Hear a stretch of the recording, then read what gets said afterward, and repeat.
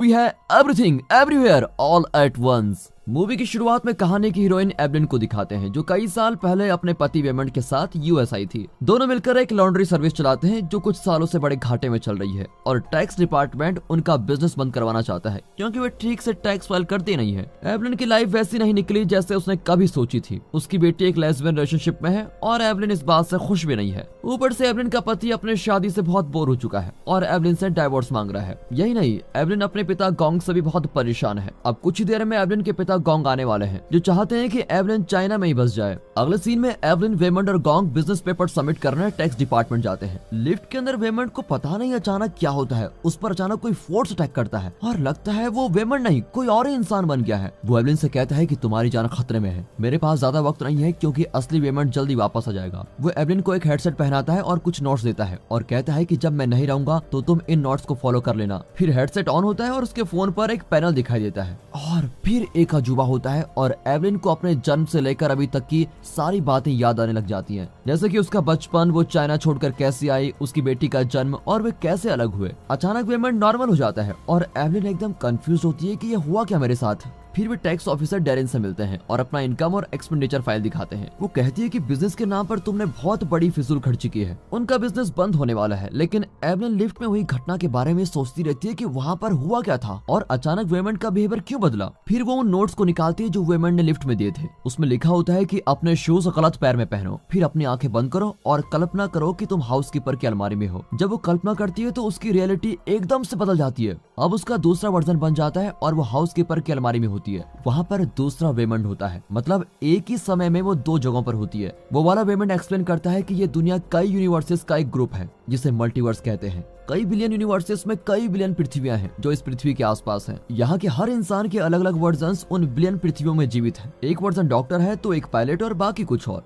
कुछ वर्जन जानवर या पत्थर भी हो सकते हैं। और ये वाला वेमंड अल्फा नाम के एक यूनिवर्स से बिलोंग करता है जो कि बाकी यूनिवर्सेस से ज्यादा एडवांस्ड यूनिवर्स है और मल्टीवर्स का कॉन्सेप्ट इन्हीं लोगों की खोज है। अब बात यह है कि अल्फा यूनिवर्स की पृथ्वी पर एवलिन एक साइंटिस्ट है जिसने इंसान की कॉन्शियसनेस को अलग अलग यूनिवर्स में ट्रेवल करवाने का तरीका ढूंढ लिया है और उसी प्रोसेस के जरिए अल्फा वेमंड ने अपने कॉन्शियसनेस को इस दुनिया में ट्रांसफर कर लिया है। एवलिन की तो कुछ भी समझ में नहीं आता कि ये यहाँ पर आया क्यों है। फिर अल्फा वेमंड बताता है कि उनकी बेटी जॉय पूरी दुनिया को मिटाने वाली है। अल्फा यूनिवर्स में जॉय सबसे टैलेंटेड बाउंसर थी और एवलिन ने सिस्टम में ऐसा फंक्शन डाला था जिससे जॉय को एक ही समय में कई यूनिवर्सेस में घूमने की आजादी मिली। इस वजह से जॉय को अपने बिलियन वर्जन्स के बारे में जानकारी मिली थी और खुद के इतने सारे वर्जन्स को एक्सपीरियंस करके जॉय इस नतीजे पर पहुंची कि ये दुनिया झूठी है और इंसान हर यूनिवर्स में बदतर जिंदगी जी रहे हैं। फिर ऐसी जिंदगी को खत्म करने के लिए उसने एक ब्लैक होल बनाया जिसका नाम है एवरीथिंग डोनट। वो पूरे मल्टीवर्स को इस ब्लैक होल में समाकर दुनिया को खत्म कर देना चाहती है ताकि ना रहेंगे यूनिवर्सेस और ना रहेगी दुख भरी जिंदगी। और इस विनाश को सिर्फ एवलिन ही रोक सकती है। इसलिए जॉय हर यूनिवर्स में जाकर अपनी माँ के हर वर्जन्स को खत्म करना चाहती है ताकि उसकी माँ कभी उसको मारे ना।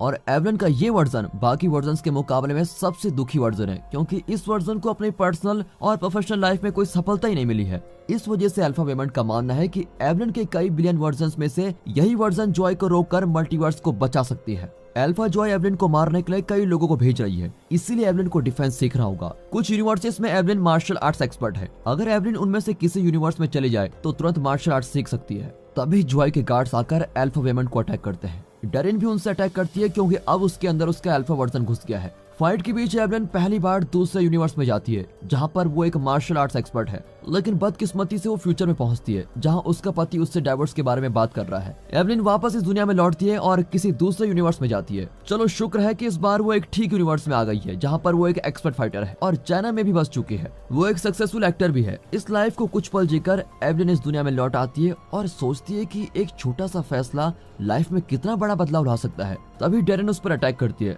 लेकिन इस बार तो एवलिन उसे उसकी नानी याद दिला देती है क्योंकि वो कुछ ही सेकंड्स में अपने दूसरे वर्जन से मार्शल आर्ट सीख कर आ गई है। लड़ाई के बाद एवलिन खाना खाती है और तभी उसे अपने एक्ट्रेस वर्जन्स के विजन दिखते हैं। फिर अल्फा वेमंड उससे मिलने आता है। एवलिन के साथ न होने की वजह से वो एक सक्सेसफुल बिजनेसमैन बन गया है। वो कई साल बाद मिल रहे होते हैं, लेकिन उनके बीच का लगाव अभी भी कम नहीं हुआ है। फिर अल्फा वेमंड एवलिन को उसके सपने से जगाता है और कहता है कि जॉय के आने से पहले हमें यहाँ से भागना होगा। लेकिन वे नहीं जानते कि जॉय एवलिन की बेटी के अंदर घुस चुकी है और अब वो बिल्डिंग के अंदर है। और फिर कुछ ही देर बाद अल्फा वेमंड का कनेक्शन टूट जाता है और वो अपनी दुनिया में वापस लौटता है। एवलिन अब अकेली होती है। कुछ ही देर में एवलिन की मुलाकात जॉय से होती है और जॉय में हर यूनिवर्स की किसी भी चीज को बदलने की शक्ति है। वो एक पुलिस ऑफिसर को कागज के टुकड़ों में बदल देती है और दूसरे को भी कुछ इस तरीके से मार देती है। पूरी पुलिस फोर्स को हराकर वो एवलिन को मारने आती है, लेकिन एवलिन दूसरे यूनिवर्स में चले जाती है जहां लोगों के हाथ में उंगलियों की जगह हॉट डॉग्स होते हैं। इस यूनिवर्स में वो डेरिन की फ्रेंड होती है जो उसकी उंगलियां काटने लगती है। एवलिन बहुत डर जाती है, लेकिन तभी अल्फा गॉन्ग आकर उसको बचा लेता है। कुछ ही देर में सारे अल्फाज गायब हो जाते हैं और एवलिन और वेमंड कंफ्यूज होते हैं कि क्या हो रहा है यार। फिर एवलिन एक्सप्लेन करने की कोशिश करती है, लेकिन कोई उसकी कहानी पर विश्वास ही नहीं करता। इसी बीच जॉय कई लोगों को अपने वश में कर चुकी होती है और उनके जरिए एवलिन की फैमिली को अटैक करती है। और एवलिन भी एक एक करके अपने हर वर्जन में घुसकर उसे एक्सपीरियंस करती है।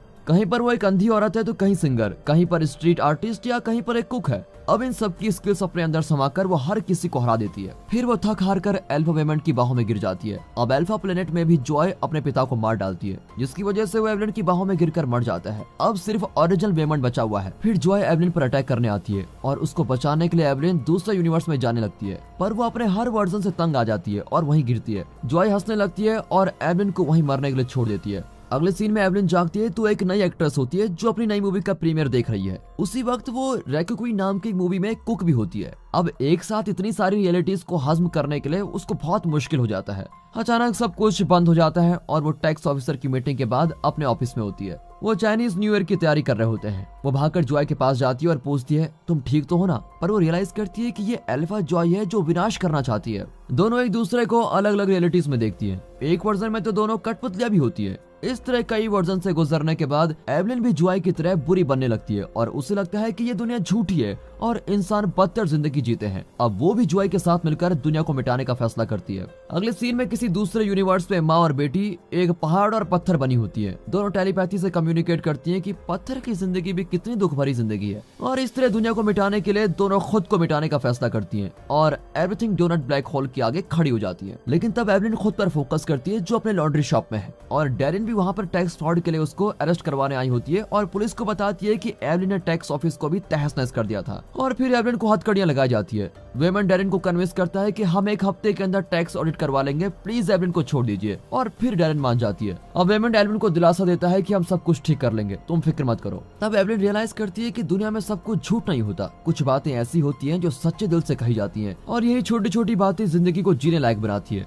वो समझ जाती है कि दुनिया इतनी बुरी भी नहीं है जितनी वो कल्पना कर रही थी। उस यूनिवर्स में जहाँ पर एवलिन एक एक्ट्रेस है, वो मूवी प्रीमियर के बाद वेमंड से मिलती है। उनके बीच में से कई मतभेद हैं, लेकिन एवलिन उनको एक तरफ रख देती है और वेमंड से कहती है कि हमें डेट करनी चाहिए। वहाँ हॉट डॉग्स वाले यूनिवर्स में दिखाते हैं तो एवलिन और डेरिन अपने मतभेद भूलकर एक हैप्पी कपल की तरह रहती हैं। बिलियन यूनिवर्सेस के हर यूनिवर्स में एवलिन को ऐसा कुछ न कुछ मिलता है जिससे उसकी जिंदगी खुशी से भर जाती है। इसलिए अब वो बुरी जॉय के साथ ब्लैक होल में जाने से मना कर देती है। जॉय उस पर अटैक करने के लिए कई लोगों को भेजती है, लेकिन एवलिन उन सबको वो सच्चाई बताती है जो उसने अभी एक्सपीरियंस की है। आखिर में वे सभी भी कन्विंस हो जाते हैं कि दुनिया इतनी बुरी नहीं है और यहाँ छोटी छोटी बातों में खुशी बसी हुई है, सिर्फ उन्हें ढूंढने भर की देरी है। पर जॉय उनसे सहमत नहीं होती और ब्लैक होल की ओर बढ़ती है। अब किसी दूसरे यूनिवर्स में एवलिन जॉय की गर्लफ्रेंड को वेमंड से मिलवाती है और अब वो अपनी बेटी की रिलेशनशिप से शर्मिंदा भी नहीं है। माँ बेटी एक दूसरे को पूरी तरह समझती हैं और गले लगाती हैं। इस तरह बुरी जॉय भी अब जिंदगी की सच्चाई जान गई है कि चाहे पूरी दुनिया तुम्हारे खिलाफ हो जाए, तुम्हें उस इंसान के लिए जीना होगा